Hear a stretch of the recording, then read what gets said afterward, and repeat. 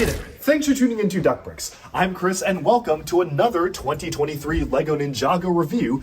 Today we're taking a look at Jay's Titan Mech. This was one of the most anticipated sets of this wave of Ninjago, and yes, it does have knees. Following in the tradition of LEGO Ninjago Titan Mechs, which started off with Lloyd's Titan Mech in 2019, which you can see right here, which kind of mixed his color scheme with a white and gold. We also got Zane's Titan Mech for Legacy in 2021, which obviously Zane's color scheme is white, but you've got the blue, the sand blue, a little bit of gold as well. Now we finally have one for Jay, and this is our largest Jay Mech ever. It is suitably a Titan Mech because it has the white and gold highlights on it, and if you look at Jay's other mechs here, the only other one he's basically gotten has been just a little one for Tournament of Elements, and then again for the Legacy 4+ stuff, there's like a little polybag one as well. So this is easily the most impressive and largest J mech we have ever gotten. And it is packed full of all sorts of functions and details, and maybe one of my favorite LEGO Ninjago mechs ever. Now, we already have done a mega review of every single one of the sets in this wave, so if you do want to check that out, I have it linked in the description below, but in the coming weeks, we basically are publishing individual reviews of these sets. If you just want to take a look at one set or another set, well, you can check out these videos and just spare yourself having to watch the entire thing. And so without further ado, let's jump right into our review of Jay's Titan Mech. Alright, so this is set number 71785, Jay's Titan Mech, retailing for $80 or 80 euros. It has 794 pieces at a 10.1 price per part ratio.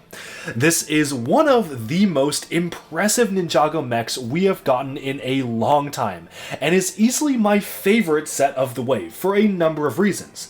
The minifigures included are 3 different characters from the villain faction, the Bone King, a Bone Knight, and a Bone Hunter, as well as Jay, Nia, and what is labeled on the box as a Woobot, but clearly is a Pixel Bot, or maybe even a LEGO version of the mini-pix that we saw in the Crystallized TV show. It has a little side build for a flick-fire missile launcher for the villains, which feels like it's straight out of 2006. That is crazy how that sort of function is still being used in sets today. But of course, what you're paying for is really just the main mech itself. So let's take a look at that and save the minifigures for later. So moving in on the mech, this is a very unique and radical design for a mech, and certainly one of the most unique ones that I've seen for any sort of LEGO theme in a long time. The most reminiscent that I feel like this is to an existing LEGO theme is Exoforce, where back in 2007-2006 we were getting all sorts of crazy designs for LEGO mechs, and this feels very much along those lines. Although this also has a little bit of Gundam inspiration to it, it really does feel very unique in terms of being a LEGO mech. With this massive oversized sword, I think the designers say that this is the largest LEGO mech sword ever. It also has 2 different side swords, so if you want, it can just swap out the sword for these 2 different ones. All sorts of unique things going on, and yes, full articulation. Let's start with that. Let's start with the articulation here, where you can move the limbs like so. You can splay them outwards like this. You can move the upper limbs back and forth. You can move the knees. That's right, this has full knee articulation. Let's go. And you can move the feet, and honestly the articulation on the feet is the most disappointing thing. Because it has knee articulation, LEGO basically chose to restrict the movement of the knees. You literally cannot move them back and forth because they were afraid that with the knee articulation, and if you also had an open joint on the feet, then maybe it would be falling over a little bit too easily. So you can't move the feet back and forth at all. I mean, if you want to change that, just like take these pieces out, but what they've done instead is you can move them side to side completely, so I guess that's one way of doing it. I don't necessarily think it had to be this restricted, and honestly, it kind of just negates the point of having knees a lot, because if you want to get it into a walking pose, you can't actually put this foot forwards in the way it's supposed to be. So that is a little bit unfortunate to me in the way that this works, although to be honest, it is something that you could very easily mod yourself, so it's not that big of a deal.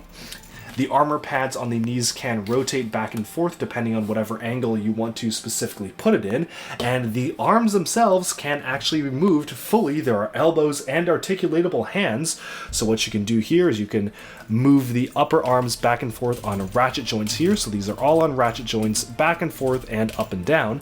You can also move the elbows right here, bending at 90 degrees, and finally you can move the hands themselves on a full degree of motion, which is very cool to see because sometimes LEGO doesn't give us hand articulation for mechs, so it's really cool to see it being used for a mech like this.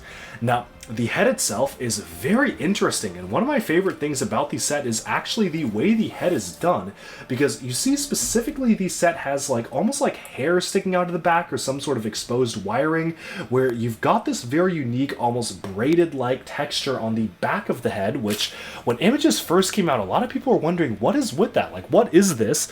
Well, I mean, it's purely there for aesthetic reasons, but those aesthetics are really cool, so I definitely do appreciate it being here. It is just a really interesting way of just adding extra detail to the head, giving it a very unique silhouette. It's almost like hair or exposed wires snaking out of the back, and it doesn't even really plug into anything in particular. It's just kind of there. It wobbles around. It's just using two of the standard kind of flex tubes or hoses that we've seen from LEGO in the past, with a ton of Technic pieces in between. Sometimes the pieces do tend to kind of fall downwards and make this feel a little bit more straight, but you can very easily fix that by just like moving these upwards and then just curving it like this to really just get that curve being introduced into the head itself.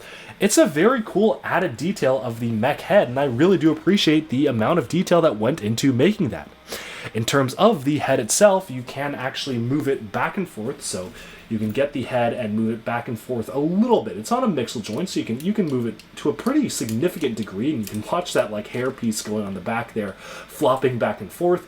You can also move it up and down to kind of cover up the pilot here. So let's put Jay in the pilot's outfit. We'll remove his weapons for now just to kind of place him into the mech itself, so he can just very easily sit down on the studs here. Let's just kind of get him in there. Kind of hard to get him aligned on the studs just like this, but you can get him in some sort of position, and then you can just close the head around him, and there you go. He is fully enclosed in the mech itself, and this is just such a really cool looking way to play around with it. Now, in terms of the other posability features of the set, you can angle the cannons in all different directions. They are mounted on mixel joints, so you can move these all the way around, so you can really get completely radical different poses. Like you can get it angled upwards, shooting upwards, attacking an enemy from the skies or something like that, so looking upwards, or you can have it looking in one way or the other. Overall, just a good way to pose around the mech. These spike pieces can be folded outwards as well if you want to change the angle, and these, as you just saw it fire off, are using the newer version of the... They were kind of similarly to the Technic competition cannon, but any trace of Technic has pretty much been removed. There is one piece to attach axles to it, but everything else is system, so it's kind of their newer version of the competition cannon in a more system-oriented fashion, so that is cool to see that being used on a large-scale mech here. And the sword itself is utilizing one of the larger new elements for this wave of Ninjago, which is this very large blade on the front here, but the rest of it is just brick built, and I really like how it actually has this pommel-like element here with the Ninjago Secrets of the Forbidden Spinjitzu kind of large-scale shuriken piece being used as the pommel here, and then of course you have these large helicopter rotor pieces being used as the sides of the blade, all making up a very unique weapon, and it's a lot more interesting than just using the standard blade. One of the coolest features of the mech that I really like is the inclusion of the ends of the swords actually acting as lanterns. It's a really unique design feature that really makes this stand out from other sets, where if you want to actually use the sword or maybe use a different weapon, you can take this off and just kind of set it aside. And of course you have these other two weapons right here on the side of the build here, so you can swap out the weapons to shorter swords if you want to. So let's just get these weapons out here. It's a little bit annoying to remove because the pins want to go with them, but you just take the pins off and stick them back onto there. But the way these work is you just kind of place them on the hands here, and even these have their own like little miniature pommels to be used here for the swords themselves. So that is a very cool design aspect to see here. And of course you can have the mech be crossing swords now, so you can have a fully armored up and ready to fight look like so. So that is a very cool look, and of course, what's great is that you can actually attach the extra sword itself back onto the side, so if you want to, you can now have this piece be mounted on the side here. Now it's going to take a little bit of fiddling because of the very large pommel, but I believe if you just, yeah, let's rotate it this way.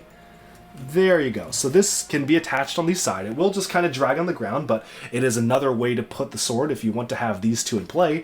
And this just changes the look and feel of the mech entirely. You've got these two swords being used now instead of just one, and they can be used in all sorts of different fighting poses thanks to the immense posability of this mech. This is just such a cool feature, and I just really like how it has alternate weapons to really change up how you can play with the mech itself. Overall, this is a very interesting design for a LEGO mech, and especially compared to other Ninjago mechs, the silhouette and overall look and feel of this particular build is unlike anything we've seen from Ninjago before, and I really do like how the Titan mech line is now becoming something that is kind of reoccurring in the Ninjago theme, where first off we got the Lloyd's Titan mech for 2019, and then in 2021 we got the Zane's Titan mech, which was a legacy set, kind of a remake of his original one, but also with a lot more detail in knee articulation.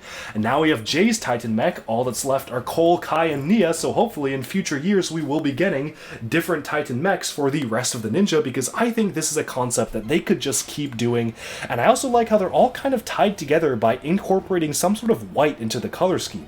White isn't typically a color associated with Jay or Lloyd, for example, but they managed to fit it into the color scheme of those particular mechs. Obviously Zane's mech was predominantly white because of his character, but now you kind of have a through line going through with all of the other Titan mechs using this kind of white and then the primary color of the Ninja, so I think that'd be something interesting to see being used for the future. And with that though, we've pretty much summed up our look at Jay's Titan mech. For $80, the value is honestly just okay. I initially thought this was $70 when images first came out, and I thought that would have been a much better value for the set. But given the amount of engineering that went into designing the model, the torso construction, which we didn't even talk about that much, is super unique and interesting. You have a whole bend to the torso, almost like a very sharp, almost 90-degree bend here, which absolutely adds a lot more character and flavor to the set itself. All sorts of crazy detail going on in terms of how this is built and the way that everything goes together, where I honestly feel that 80 is pretty fair for the set. Would 70 have been a lot better? Definitely. But 80 doesn't feel bad for what you get, and for having 5 minifigs as well, it is pretty good. Now, the little side build, let's just talk about that very briefly here, is a very, very simple mechanism, one that we've seen a lot of times in older LEGO sets. Haven't seen it in a while, but the way it works is you kind of use this to fire the flick missiles one by one at the mech itself, and it just kind of goes down on this Technic rod here. This was something that was used before the flick fire missile piece was developed. Once they developed the flick fire missile piece, they kind of stopped doing this because they, I guess, considered that superior, but now they're kind of back to doing this, which is very interesting to see it being used in a very modern 2023 set, to say the least. The bone villains each came with the specialized bone weapon attachment pack, which was very cool to see. And with that, I think it's time we just sum up our look at the set and talk about the minifigs. The 2 Ninja minifigure featured in set number 71785, Jay's Titan mech, are reuses from the 2022 wave, although that's completely fine because that means they are saving budget for more interesting figures to come in the summer wave for the new TV show. The figures included are Jay and Nia, which makes sense given how they make sense together as a couple in the show, and I like how they also include their signature weapons, which were introduced in the core wave as well. The other hero figure is what's called a Woobot on the box, but is clearly a pixel bot. I really like how this specialized printing can also be used if you want to make a show-accurate mini-pix, which I'm sure a lot of people will want to do after getting this set. This is a very cool figure to get in general, and I'm very glad they were able to include a special new print for the little figure, although I definitely would have preferred something a little bit closer to what we saw in the TV show itself. Moving on to the villains, we have another version of the Bone King. This is the only one that includes a shield, which is, I guess, the fully armored version of the Bone King himself. He has the nice new headdress mold piece being introduced in the weapons pack, as well as the sword here, and just some cool printing overall for this year's villain faction. The Bone Knight is done really well with special stickers being used for the flags on the banner he is using. We also have the kind of bull skull piece being recolored in red, which is very neat to see, and overall I'm a big fan of the way this figure turned out, from the reuse of the Master of the Mountain armor piece to the crystallized helmet to a brand new mold being introduced for the lower jaw. This is basically the most fully kitted out version of the Bone Warriors that you can get, and the Bone Knight is very nice that it appears in not just this set, but the next one as well. Lastly, we have a Bone Hunter. This is a very standard Hunter minifigure that we've seen in a couple of the other sets. Nice to see it have the lower kind of underjaw bite element being used right here, and he does come with some extra weapons to use for himself. Obviously, all of these do come from the weapons pack, so you can basically just choose whatever weapons you want to include. Alright, and with that, we have summed up our review of Jay's Titan Mech. This was our $80 set of the year, so the second largest set, and easily one of my favorite Ninjago mechs already. I think it's probably one of the best ones they've ever made, so it's very cool to finally have a large mech for Jay. Now we're just going to have to wait for one for the rest of the Ninja. I would love to see a Titan mech for Kai, for Nia, and for Cole, so maybe in the next few years they'll be doing that. With that, we've summed up this review. Thank you all so much for tuning in. Let me know down in the comments below, what do you think of this model? Do you like it? Do you dislike it? What is your favorite LEGO Ninjago mech? And with that, I'll talk to you again very soon. Bye for now.